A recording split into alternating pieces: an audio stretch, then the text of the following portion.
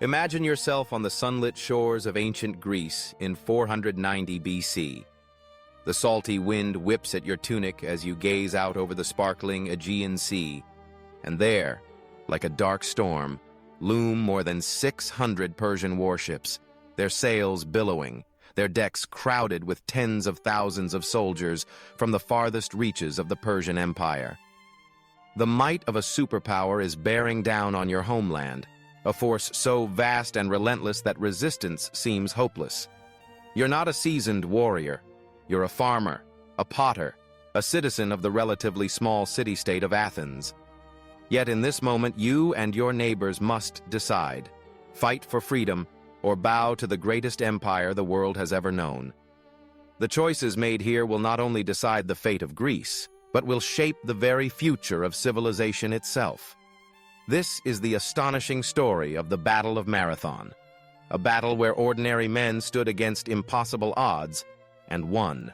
To understand how the tiny force of Athens came to face the Persian giant, we need to look back at the simmering tensions of the Greco-Persian Wars.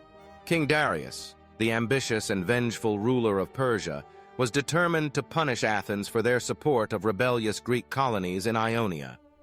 He wanted more than just victory. He sought to make Athens an example, to crush its spirit and ensure no Greek dared challenge him again. Athens, recognizing the peril, sent out desperate pleas for help. A legendary runner raced nearly 150 miles to Sparta, begging for aid.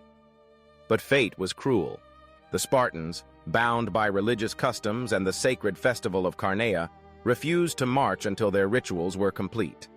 Athens was left to stand alone, with only 1,000 warriors from the tiny city of Plataea answering their call for help. Against the overwhelming mass of Persian soldiers, numbering at least 25,000, Athens could muster barely 10,000 hoplites. Outnumbered, outmatched, and facing annihilation, the Athenians had only their courage and cunning to rely on. The Persians landed on the broad, open plain of Marathon, chosen for its perfect terrain for cavalry maneuvers and its proximity to Athens. Persian commanders expected to crush the Athenians in a swift, overwhelming assault. The Athenians, led by the determined general Miltiades, convened tense councils. Should they wait, hoping for reinforcements from Sparta? Or should they seize initiative and attack while the enemy was still organizing? Miltiades, understanding the urgency, convinced his fellow commanders that fortune favored the bold. He devised an unorthodox strategy. Instead of the traditional phalanx formation with equal strength across the line, he deliberately thinned the center and reinforced the wings. It was a dangerous gamble. If the Persians broke through the center, Athens would be lost. But if the wings could envelop the enemy, it could turn the tide. The fate of Greece balanced on a knife's edge. At dawn, the Athenians moved. Picture the scene. 10,000 hoplites, armored in bronze, sprinting across a mile of open ground. An act so audacious that the Persians, used to facing cautious and defensive foes, were stunned. The Greek shields gleamed in the morning light. Their battle cries echoed across the plain. For the Persians, it was almost incomprehensible. No army had ever dared such a direct, fearless assault. As the lines clashed, the Persian center surged forward, pressing the weakened middle of the Athenian formation. For a moment, it seemed the Persian plan would work. The center buckled, and Persian confidence grew. But then, at the critical moment, the reinforced Greek wings swept inward, like the closing jaws of a trap. The Persians found themselves surrounded, their formation collapsing as chaos erupted. The disciplined hoplites pressed in, their spears and swords cutting through the disorganized Persian ranks. The Persians, once so confident, panicked. Crushed between the Athenian wings and pushed back toward their ships, they suffered a catastrophic defeat. The plain of Marathon was littered with thousands of Persian dead. The mighty empire that had conquered nations from Egypt to India was now fleeing for its life, scrambling to board ships and escape the wrath of the defenders they had underestimated. By the end of the battle, nearly 6,400 Persian soldiers lay dead. The Athenians miraculously lost only 192 men. The impossible had happened. The outnumbered, inexperienced Greeks had not only survived, they had won. This was more than a military victory. It was a seismic shock to the ancient world.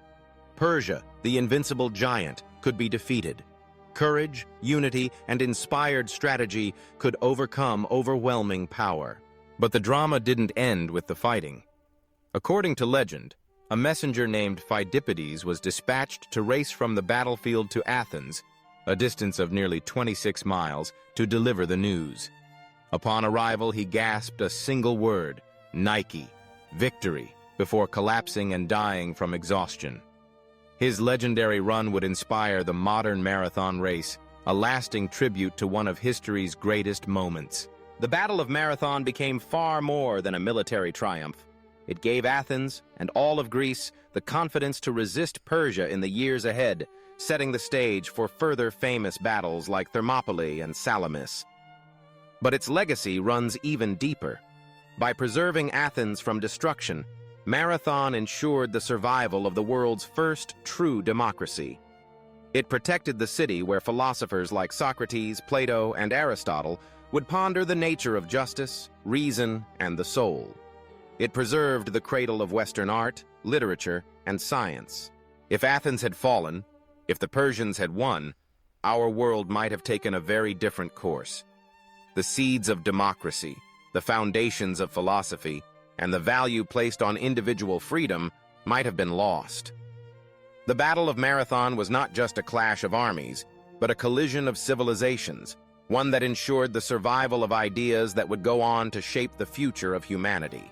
So consider this. What if the Persians had triumphed? Would democracy have ever been born? Would the West exist as we know it today? History often turns on moments like these, on the choices of a few, on the courage of ordinary people who refuse to bow to tyranny. And that is why the Battle of Marathon is remembered not merely as a victory, but as the day when a handful of citizens changed the destiny of the world. Their stand echoes through the centuries, a testament to the power of unity, courage, and the human spirit.